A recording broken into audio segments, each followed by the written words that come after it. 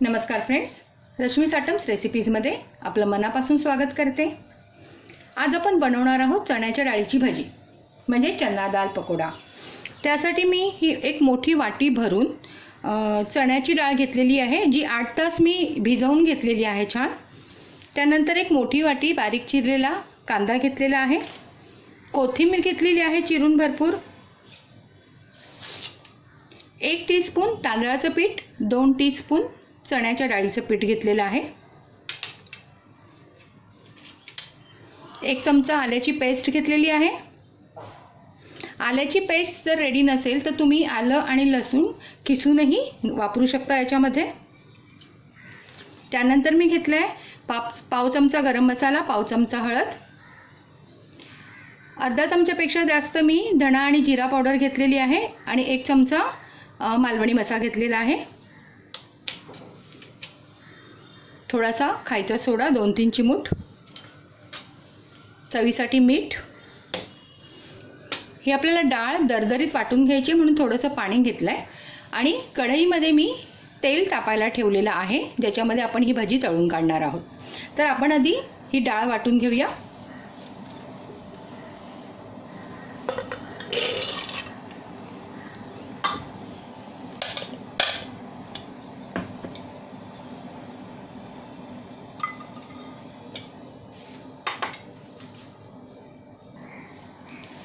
मी चण्याची डाळ वाटून या भांड्यामध्ये घेतलेली आहे। चण्याच्या डाळीची एकदम बारीक पेस्ट न करता मी असं दरदरीत त्याला वाटून घेतलेलं आहे। आता याच्यामध्ये आपल्याला कांदा,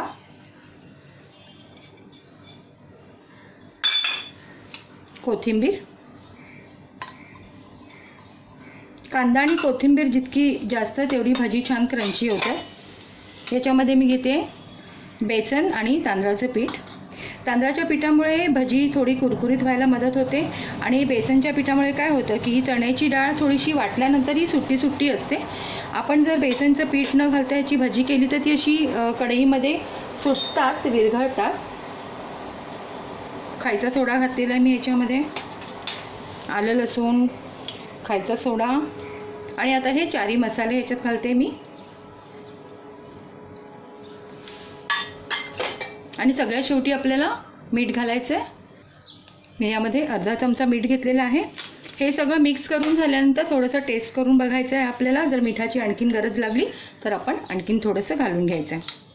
हे हातानेच मी व्यवस्थित करून घेते, मिक्स करून घेते।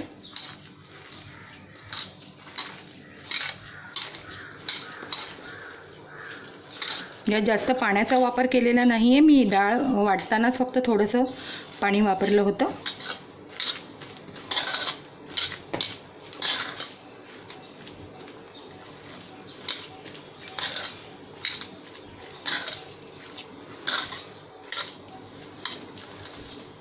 याच्यात तुमच्या आवडीनुसार जर तुमच्याकडे मेथीची भाजी आहे तर त्याची पानं थोडीशी चिरून घालू शकता।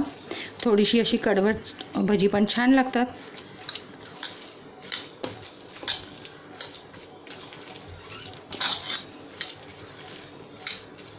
आपलं भाजीचं सारण तयार आहे।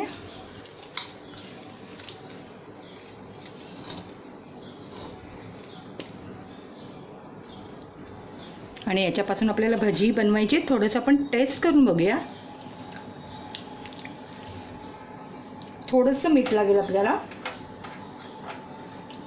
भजीच्या पिठामध्ये मीठ घालताना एकदम असं घालू नये, कारण मग खारट झाली तर काही उपयोगाची नसतात। पण तुम्ही टेस्ट करून जर गरज असेल आणि पुन्हा घातलं तर भजी आपली व्यवस्थित होतात।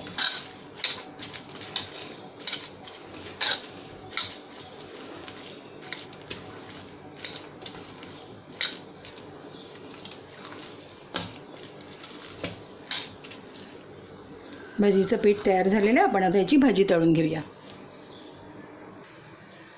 मी तेल तापत ठेवलं आहे, मी एक छोटासा पिठाचा गोळा सोडून बघते। आपलं तेल मस्त तापलेलं आहे।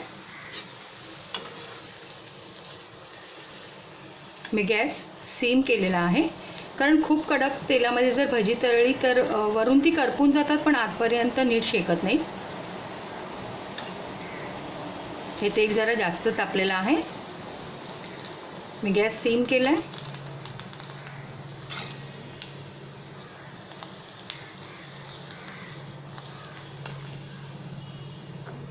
बघू शकता ही भाजी पटकन करपलेली आहे. मी तेल थोडंसं थंड होऊ देते.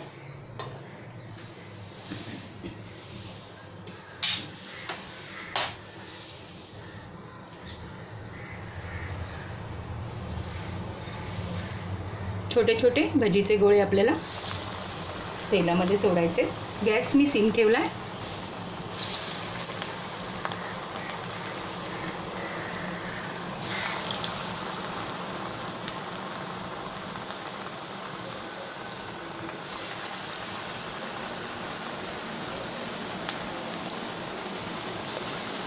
आपण याच्यामध्ये बेसनाच्या पिठाचा वापर केल्यामुळे त्यातले कांदे, कोथिंबीर वगैरे, डाळ वगैरे जास्त वेगळी होत नाहीये, सुटत नाहीये.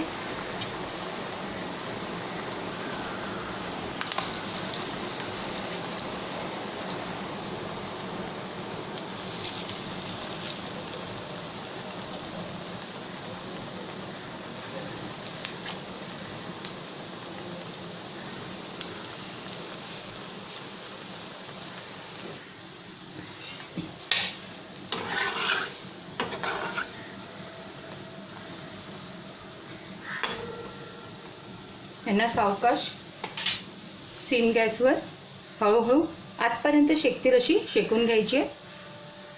तुम्हाला जर असं वाटलं की तेल खूपच थंड वाटतंय तर तुम्ही मध्यम आचेवर ठेवू शकता. गरज वाटेल तेव्हा तुम्ही पुन्हा गॅस सिम करायचे, परंतु भजी न करपता परंतु आतपर्यंत शेकतील अशा पद्धतीने तळून घ्यायची.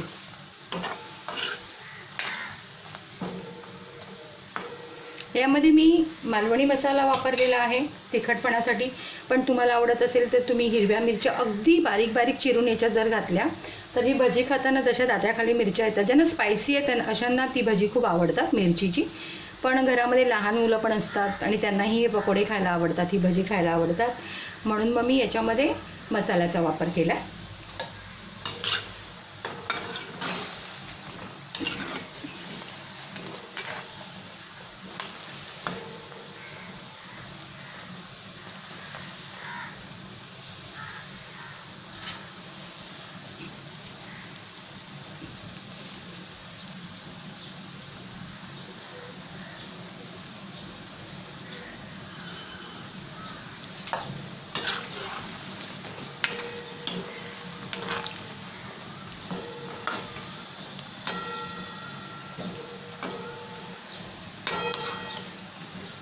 भजी अशा रंगावर आली की आपल्याला काढून घ्यायची.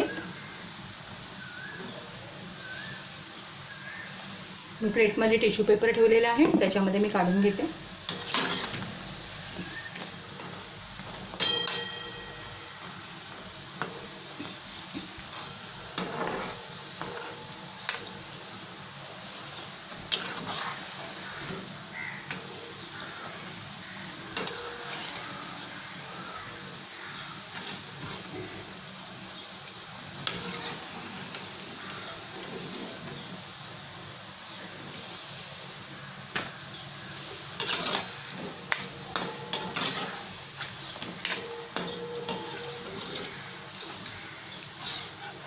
अशाच प्रकारे आपल्याला बाकीची पण भजी तळून घ्यायची आहे.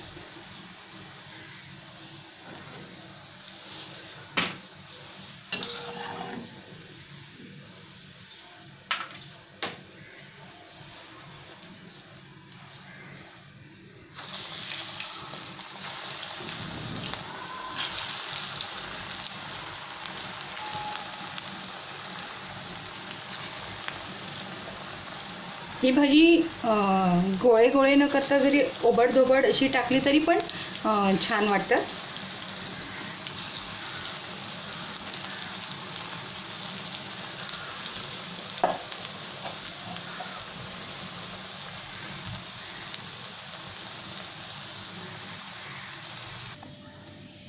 चण्याच्या डाळीची गरमागरम कुरकुरीत भजी तयार आहेत. फ्रेंड्स, माझी रेसिपी तुम्हाला आवडली असेल तर प्लीज लाईक करा, शेअर करा आणि माझे चॅनल लवकरात लवकर सबस्क्राईब करा जर अजूनही केलेले नाही तर. आपण माझे चॅनल सबस्क्राईब केले तर माझ्या इतरही चांगल्या चांगल्या सोप्या पाककृती तुम्ही सहजतेने बघू शकाल. माझे व्हिडिओ आपण पाहत आहात, कमेंट्स देत आहात त्याबद्दल खूप खूप धन्यवाद.